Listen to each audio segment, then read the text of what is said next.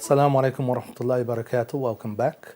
As I was explaining, that we need to look at two things: our context, where we are, and the time period that we're in. So once we begin to discuss where we're at, what kind of place are we at the moment, as individuals, as communities, as a society, and look at what time we're living, the age we're living in. So in terms of the first part, in terms of looking at the place we're living in, what kind of society are we living in? We have to understand that this society, every society has a history. And we are living in a society both in terms of its time in history and its place geographically in the world. We're living in a society where it has a history. This was the West, the UK or Europe or America. It has a history. It was a Christian society, essentially a Christian society. Most people were very aware of their purpose in life. It was very straightforward. Most people had faith. Most people believed in Christianity. Therefore, they believed in a God. They believed they were created. And they believed their purpose in life was to worship God, to live a life devoted to Christianity, to the morals, to the teachings of Christianity. And that meant certain things in everybody's everyday life, in their weekly life. So most people were very clear with the worldview that I've been created by God. There is a God who has created me. And this life is a test, and this life is temporary.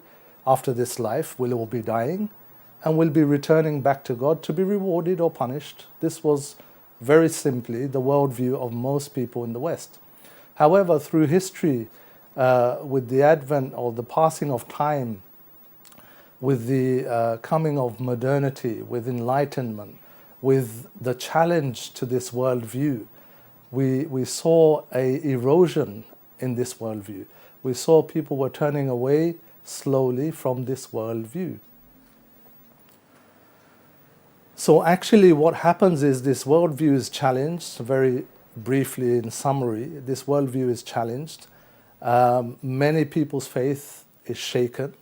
People are turning away from revelation, and people are being told intellectually, academically, the intelligentsia who are writing, who are critiquing faith, who are critiquing Christianity, are telling people that, look, it's a shaky faith.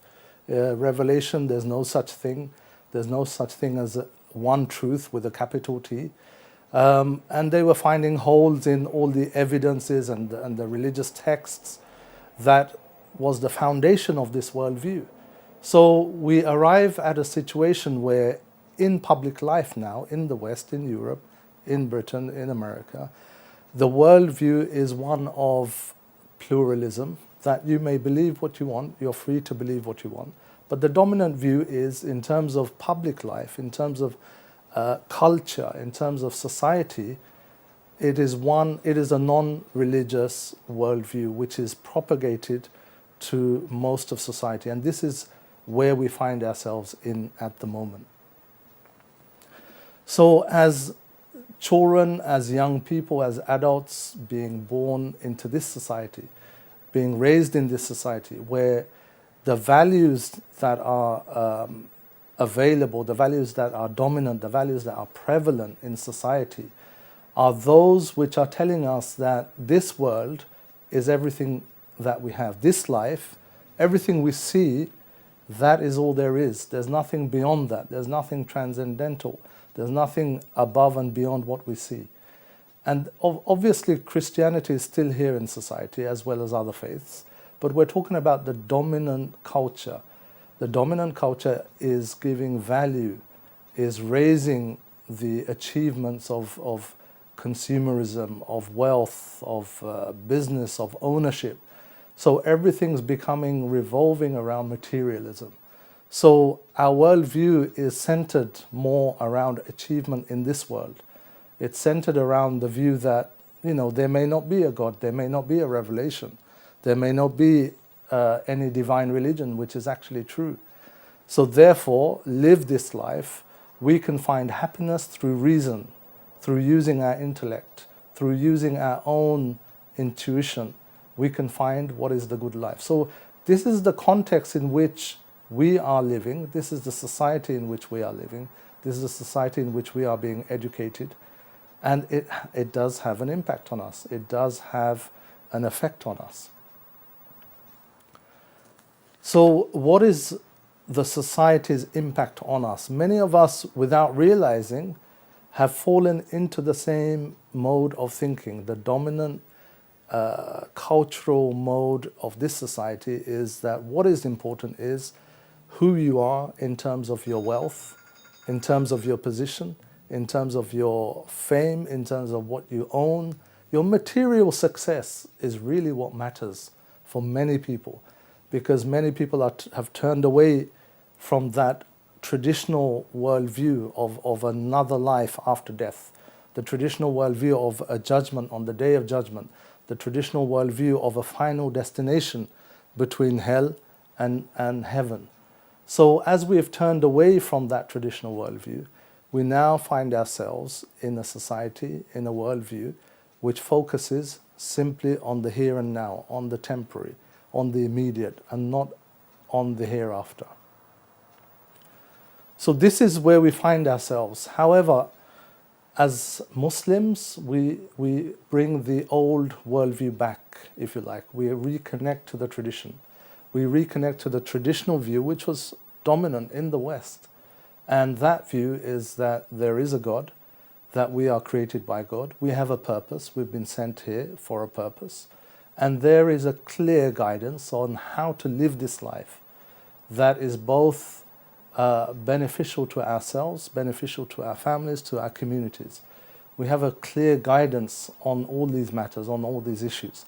So this is the viewpoint we are supposed to come with. This is the viewpoint we are supposed to be aware of as Muslims. This is the viewpoint that we are supposed to understand and live our lives accordingly.